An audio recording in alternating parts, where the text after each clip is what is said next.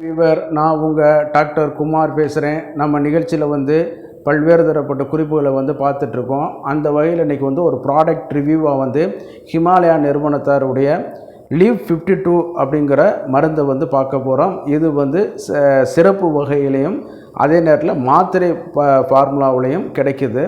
இன்றைக்கி பார்த்திங்கன்னா இந்த லிவர் டாக்ஸிசிட்டி அது வரக்கூடிய விகிதம் அதிகமாகிடுச்சுங்க.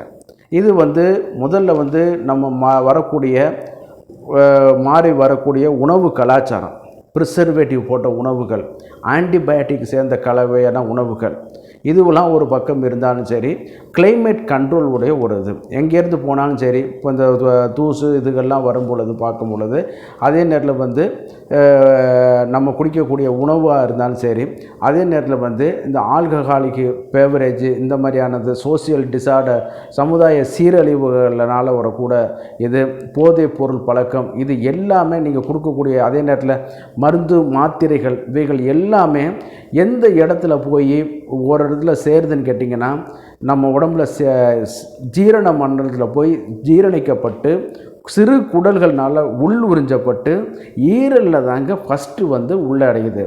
அப்படி வரும்பொழுது தான் நீங்கள் ஆல்கஹால் சாப்பிட்டாலும் சரி, உணவு சாப்பிட்டாலும் சரி, மருந்து மாத்திரைகள் சாப்பிட்டாலும் சரி, அமிர்தமே சாப்பிட்டாலும் சரி, நஞ்சே சாப்பிட்டாலும் சரி, முதல்ல அது டிஷ்யூக்களுக்கு சப்ளை பண்ணுறதுக்கு முதல்ல வரக்கூடிய ஒரு ராஜ உறுப்பு எதுன்னு கேட்டிங்கன்னா ஈரல் தாங்க.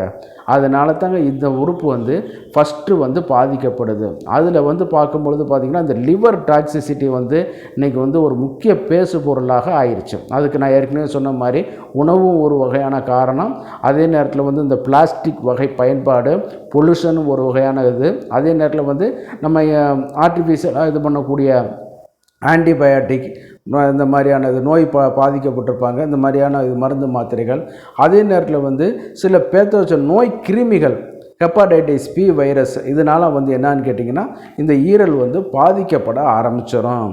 அதே நேரத்தில் பார்த்திங்கன்னா வைரஸ் மட்டும்தானான்னு கேட்டிங்கன்னா அமீபியாசிக்ஸ் ஆப்சஸ் அது பார்த்திங்கன்னா இன்றைக்கி பார்த்திங்கன்னு கேட்டிங்கன்னா பழைய பொருள்களை சுட வச்சு சாப்பிட்றது, கெட்டுப்போன உணவுகளை சாப்பிட்றது, பழைய பிரியாணியை ஹீட் பண்ணி சாப்பிட்றது, இதில் அமீபாசிஸ் தாக்கம் அதிகமாக இருக்கும். இந்த அமீபாசிஸ் தாக்கம் இது பண்ணும் பொழுது என்னன்னு கேட்டிங்கன்னா கடைசியில் போய் அது சேரக்கூடிய இடம் தான் ஈரலில் போய் இருந்துக்கிட்டு என்னன்னு கேட்டிங்கன்னா லிவர் ஆப்சஸை தூண்டி கொடுக்க ஆரம்பிச்சிடும்.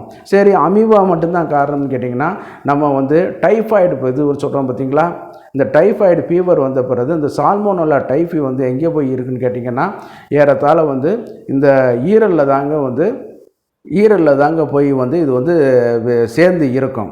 மறுபடிக்கும் ஒரு சூழ்நிலை வரும்பொழுது பார்த்திங்கன்னு கேட்டிங்கன்னா அது மறுபடிக்கும் இதாகிட்டே இருக்குது. இதனால தான் டைஃபாய்டு காய்ச்சல் வந்தவனுக்கு 6 மாதத்துக்கு ஒரு தடவை, 1 வருஷத்துக்கு ஒரு தடவை இது வர ஆரம்பிச்சிடும். காரணம் இந்த கிருமி போய் அங்கே போய் டெபாசிட் ஆகி உட்கார ஆரம்பிச்சிடும். இதனால தாங்க இந்த ஈரல் பல வகைகளில் பாதிக்கப்படுது. இதில் பார்க்கும்பொழுது பார்த்திங்கன்னா ஈரல் ஒரு மனிதனுக்கு கெட்டு போயிடுச்சுன்னு கேட்டிங்கனாலே பசி இருக்காது, ஆக்டிவிட்டி ரொம்ப லோவாக போய் அவனால் எந்த ஒரு ஆக்ஷன் பெர்ஃபார்மன்ஸ் பண்ண முடியாது. காரணம் இந்த இரத்த சிவப்பு செல்களுடைய இது குறைக்க ஆரம்பிச்சிடும். அதே நேரத்தில் ஹீமோகுளோபினோட அளவு, அந்த இரும்பு சத்தோட அளவும் குறையிறதுனால என்னன்னு கேட்டிங்கன்னா இதர செல்களுக்கு போகக்கூடிய ஆக்சிஜன் அளவும் குறைய ஆரம்பிச்சுக்கிறோம். சரிங்களா? இதனால் என்னன்னு கேட்டிங்கன்னா அவங்க சோர்வாகவே இருக்க ஆரம்பிச்சிடும், பசி எடுக்காது.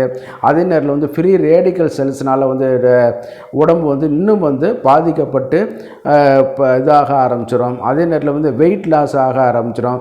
இன்சோம்னியா இது தூக்கம் இல்லாமல் இருக்கிறது, இந்த மாதிரி இது பாதிப்புகள் வர ஆரம்பிச்சிடும். பசி இல்லாமல் இருக்கக்கூடிய ஒரு சூழ்நிலை இதாக இருக்கும். உணவுப் பொருட்களை பார்த்துட்டாங்கன்னு கேட்டிங்கன்னா அவேர்னஸ், அதாவது ஒரு நரகளை பார்த்த மாதிரி சொல்லும் தெரியுங்களா, ஒரு மலத்தை பார்த்தா நம்ம எப்படி ஒரு அருவருப்பு அடையுமோ அதே மாதிரி தாங்க இந்த உணவு பொருளை பார்க்கும்போது அவங்களுக்கு இதாக இருக்கும். ஈரல் நல்லா நல்லா இருந்துச்சுன்னு கேட்டிங்கன்னா ஒரு உணவுப் பொருளை நீங்கள் கடந்து போகும்போது உங்களை அறியாமலே நாவில் ருசி ஏற்படும். அதாவது அந்த எச்சில் ஊற ஆரம்பிக்கணும். அப்படிப்பட்ட ஒரு இதில் உள்ளதான் அந்த இது. ஆமாம், அந்தளவுக்கு ஃபங்க்ஷன் பண்ணக்கூடியது நம்மளுடைய மது பழக்கத்தினால தான் இன்றைக்கி மெஜாரிட்டி இந்த ஈரல் பாதிக்கப்படுது. ஏன்னு கேட்டிங்கன்னா இவங்க இந்த ஆல்கஹால் டேமேஜ்னால் என்னன்னு கேட்டிங்கன்னா ஈரலோட அந்த பேரன்கைமா செல் கட்டுமானமும் கொழுப்பு திசு வந்து ரொம்ப வந்து குறைய வந்து ஆரம்பிச்சிடும். அதனால வந்து ஈரல் தன்னுடைய அளவில் இருந்து சுருங்கி சுருங்கி சுருங்கி வந்து சின்ன சின்ன கட்டிகள் போல் வர ஆரம்பிச்சிடும். சரிங்களா? அதில் தான் இந்த லிவர் சிரோசிஸ்ன்னு நம்ம வந்து சொல்லக்கூடியது. இந்த லிவர் சிரோசிஸ் ஆயின பிறகும் கூட மறுபடியும் குடியை நிறுத்த மாட்டாங்க, குடிச்சிக்கிட்டே இருப்பாங்க. அப்போ வந்து என்னென்னு கேட்டிங்கன்னா ஈரல் மேலும் பாதிப்பு அடைஞ்சு செப்டிக் கண்டிஷனுக்கு போக ஆரம்பித்து அது என்னன்னு கேட்டிங்கன்னா மஞ்சள் காமாலையை தோன்றுவிச்சு மரணம் அடைஞ்சிடும். அதாவது பாக்டீரியா வைரஸ் அந்த ஹெப்படைட்டிஸ் பி வைரஸ்னால் வரக்கூடிய மஞ்சள் காமாலை கூட அந்த அளவுக்கு பாதிப்பு பண்ணாது. ஆனால் ஏன்னா திருப்பி ரெக்கவரி ஆகிக்கிறோம் வைரஸோட லோடு குறைஞ்ச உடனே. ஆனால் இந்த சிரோசிஸ் ஆன பிறகு மதுவினால் பாதிக்கப்பட்டு சிரோசிஸ் அடைஞ்ச பிறகு என்னன்னு கேட்டிங்கன்னா திருப்பி ரெக்கவரி ஆகிறதுக்கு வந்து அது வந்து ரொம்ப நாள் ஆகும்.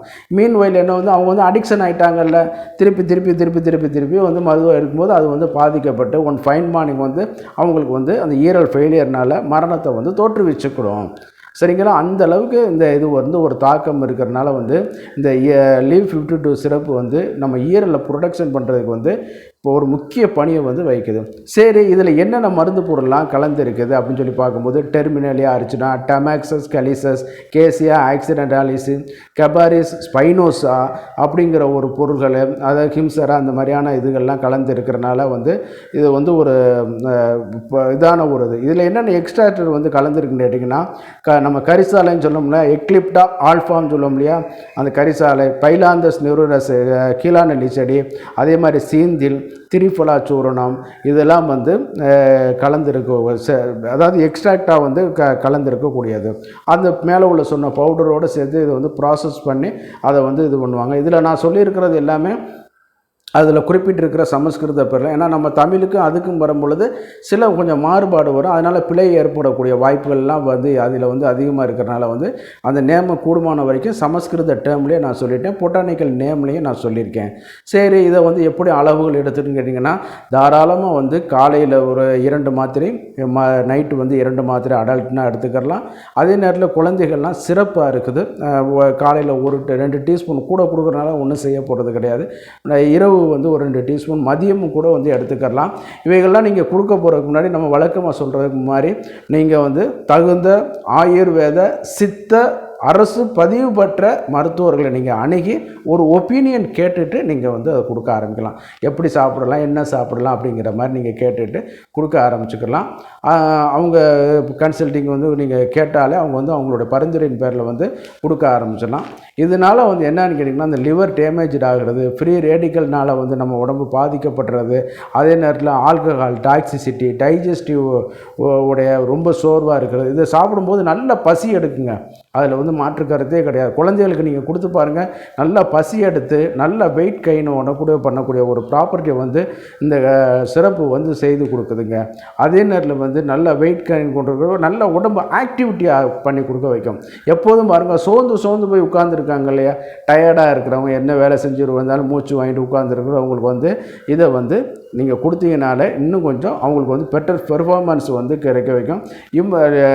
லிவருடைய ஃபங்க்ஷனை வந்து நம்மளுக்கு அறிஞ்சது வந்து இதுதான், செய்ய உணவுப் பொருளை ஜீரணித்து பிற உறுப்புகளுக்கு வந்து கடத்துவதுங்கிறது. ஆனால் அதை விட இன்னும் நம்ம அறியாத சில பணிகள்லாம் ஈரல் வந்து பண்ணிகிட்டே இருக்குது. சரிங்களா? அப்போ அதெல்லாம் நம்ம பார்த்துட்டு வரும்பொழுது வந்து நம்ம வந்து பெரிய டாப்பிக்காக போய்ட்டுருக்கோம். அந்த ஈரலை நம்ம வந்து பாதுகாக்கக்கூடிய கடமை வந்து நம்மளுக்கு வந்து ரொம்ப முக்கியங்க. சரிங்களா? ஈரலை வந்து ஈரல் நல்லா இருக்கிற வரைக்கும் நீங்கள் மருந்து கொடுத்துக்கிட்டே இருக்கலாம் நோயாளிகளுக்கு. ஈரல் கெட்டு போச்சு, மலம் போகாமல் இருக்குதுன்னு கேட்டிங்கன்னா அந்த நோயாளிகளை நம்ம ஹேண்டில் பண்ணுறது வந்து ரொம்ப, நான் மருத்துவர்களுக்கு இதை ஆலோசனையாக சொல்கிறேன், அந்த நோயாளிகளை நம்ம ஹேண்டில் பண்ணுறது வந்து ரொம்ப கவனமாக ஹேண்டில் பண்ணிக்கிறணும். இது நல்லா இருக்குது, ஈரல் நல்லா இருக்கா, நல்ல மருந்துகளை கொடுங்க, நல்லா இது பண்ணுங்கள். நோயை குணமாக்குறதுக்கு நீங்கள் என்னென்ன போராட்டம் பண்ணுறீங்களோ உடம்பு அதுக்கு ஒத்துழைக்கும். ஆனால் ஈரல் ஒருவனுக்கு கெட்டு போயிருச்சுன்னு கேட்டு நம்ம சில பழமொழி கூட சொல்லுவோம், உனக்கு ஈரல் கெட்டு போயிடுச்சுடா அப்படின்னு சொல்லுவோம் இல்லையா, அது மாதிரி தான் ஈரல் கெட்டு போயிருச்சுனாலே அவனுக்கு வந்து நம்ம வந்து சரியான ஒரு முறையில் வந்து ட்ரீட்மெண்ட் பண்ணி கொடுக்க வந்து நம்ம கவனமாகணும். அதை வந்து இந்த ஹெர்பல் மூலிகை வந்து லீவ் 52 சிறப்பு வந்து செய்து கொடுக்குதுங்கிறதுல எந்தவித மாற்று கருத்தும் கிடையாது. இதை வந்து நம்ம வந்து தாராளமாக வந்து எடுத்துக்கலாம். ஆங்கில மருத்துவத்தோடையும் சேர்ந்து இதை வந்து எடுத்துக்கலாம். அதை டோசேஜ் தீர்மானிக்கக்கூடியது வந்து அந்த மருத்துவர்கள் தான் அதை தீர்மானிக்கணும். நம்ம அது அவங்களுக்கு சொல்ல முடியாது. ஆனால் நம்மளுடைய இதில் வந்து பார்க்கும்பொழுது வந்து பார்த்திங்கன்னா, நீங்கள் எந்த மருந்து ஆயுர்வேதத்தில் சேர்த்து கொடுக்குறீங்களோ அதோடு சேர்த்து ஃபுட் சப்ளிமெண்ட் மாதிரியாவது இதை கொடுக்க ஆரம்பிச்சிருங்க. ஃபார் எக்ஸாம்பிள் மஞ்சக்காமலைக்கு மட்டும் கிடையாது, மூச்சு இழைச்சிக்கிட்டு வருது, ரெஸ்பிரேட்டரி ட்ராக் இன்ஃபெக்ஷன் இருக்குது, தாராளமாக இந்த ஒரு டானிக்கை வந்து கொடுங்க. கர்ப்பப்பை பிரச்சனையினால் வர்றாங்க, அவங்களுக்கு வந்து பார்த்தீங்கன்னு கேட்டிங்கன்னா இதை கொடுங்க. ஏன்னா ஈரல் நல்லா இருந்துச்சுன்னு கேட்டிங்கன்னா எல்லா ஃபங்க்ஷனுமே நல்லா ஆகும். சரிங்களா? எல்லா ஃபங்க்ஷனுமே மெட்டபாலிக் நல்லா ஒரு இதாக இருக்கும். மெட்டபாலிகேஷன் நல்லா இருந்துச்சுனாலே நீங்கள் உங்களுடைய ட்ரீட்மெண்ட்டோடைய சக்ஸஸ் ரேஷியோ வந்து இதாக ஆரம்பிச்சிடும். பித்தத்தினால் வரக்கூடிய வியாதிகளையும் கண்ட்ரோல் பண்ண ஆரம்பிச்சிடும். நம்ம ஏற்கனவே சொன்ன மாதிரி வாதம் 80, பித்தம் 40, கஃபம் 20 வகையான நோய்கள் வந்து நம்ம வந்து இது வந்து குறைய ஆரம்பிச்சிடும். அதுலேயும் வந்து நம்ம வந்து பார்க்கும்போது இதில் வந்து எண்ணிக்கையில் வந்து சித்தாவில் வந்து 81, 41, 21ங்கிற மாதிரி வரும்.